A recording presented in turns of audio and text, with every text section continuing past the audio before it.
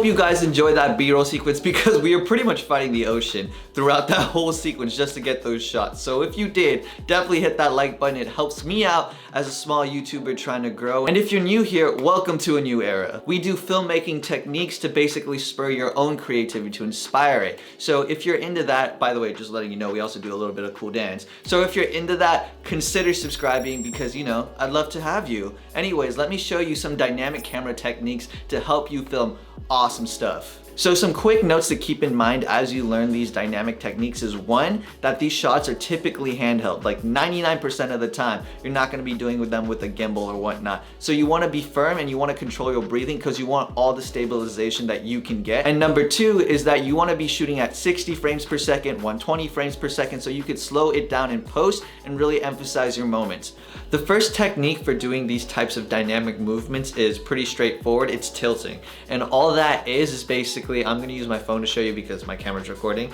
And basically what that is no matter what movement you're doing, backward, forward, side to side, panning, all that good stuff, you wanna add a little bit of a tilt. So if I'm moving forward, you can add a tilt this way, or if you're panning, you wanna tilt it over just to give a new interesting perspective and a cool way to show off your composition. Now there's a couple ways you can actually do this. You can actually start off with a tilt and then straighten, or you could go to the middle tilt and follow out with a tilt, or you could start straight and end in a tilt. Whatever you prefer, but basically if you put all these different kind of ways of doing the tilt together, you can actually create an interesting sequence within your B-roll segment, just like how I did here. 3, 2, 1, go.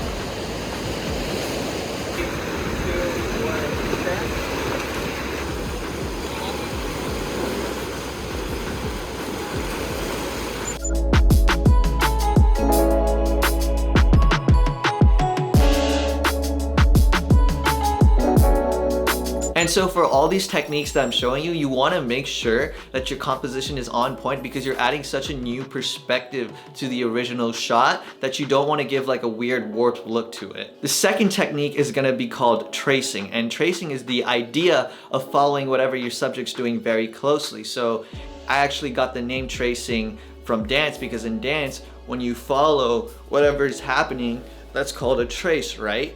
And so what you're gonna do with your camera is you're gonna trace whatever your subject's doing. And you wanna make sure that you actually plan and choreograph a little bit of this shot so you know what you're doing.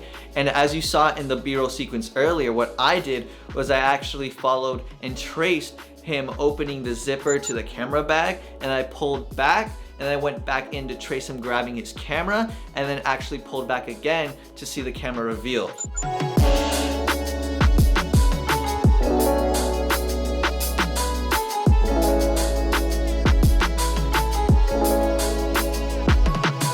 What's really awesome about this technique in particular is that it's a really dynamic way to directly storytell to your audiences. And if you haven't noticed already, if you add a little bit of that tilt technique from earlier onto this trace technique, it just takes it to a whole nother level. Though remember, for all the techniques so far, you don't want to be making every shot in your sequence a dynamic shot, or at least as dynamic as this, because you want to mix it in with your typical cinematic shots so it gives your audience a chance to breathe and really appreciate what's going on in your sequence. So the last technique is going to be called creating pathways, and it takes a little bit more planning than the last technique. So I'm actually gonna draw it out for you because that's how I plan it. So check this out. In the B-roll segment you guys saw earlier in this video, you guys should have seen a little bit of a sequence that looked like it was going through an S pathway. That's what I actually used this technique for. And so how I planned it out was that I actually just drew out an S, right? Just to make sure I knew what the pathway was. And then I broke this S into 3 little segments. So we broke it here and here. And we knew that there was gonna be a scene 1 over here, a scene 2 over here, and a scene 3 on this final pathway. So let me bring that up close for you guys so you can actually see. And then what I did is I actually made sure that the tick marks where we broke it were transitions that followed the S pathway, but were also seamless so that all of these scenes could basically be cohesive, as well as show off that S pathway between the scenes. Yeah.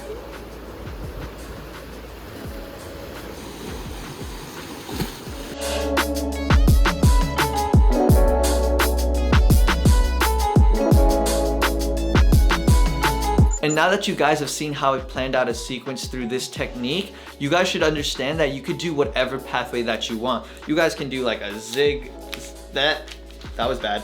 A zigzag like that, right? You can do a zigzag. You just want to break it wherever it needs to be broken to create that pathway so it takes your viewers on that ride as well. And you want to make sure that the shots you choose to make up this pathway through these scenes is similar, so it makes sense. It's not just a sporadic bunch of shots grouped together in a weird way. With these 3 techniques, you guys should realize that you can combine every single one of them however you want. You can combine tracing with tilting, you can combine tracing with the creating pathways, or all 3 of them together, and you could essentially come up with an infinite amount of creative ideas to make your shots a lot more dynamic and a lot more cinematic. What I'm gonna do for you now is actually leave a playlist right around here for you to check out if you want to see more tips and tricks as to how you can make your cinematic videos, 1, a lot more cinematic, and 2, a lot more interesting. So check that out, and if you haven't already, make sure you're subscribed for more awesome content like this, and I will see you guys next Wednesday. Woo, tracing, you know? Peace.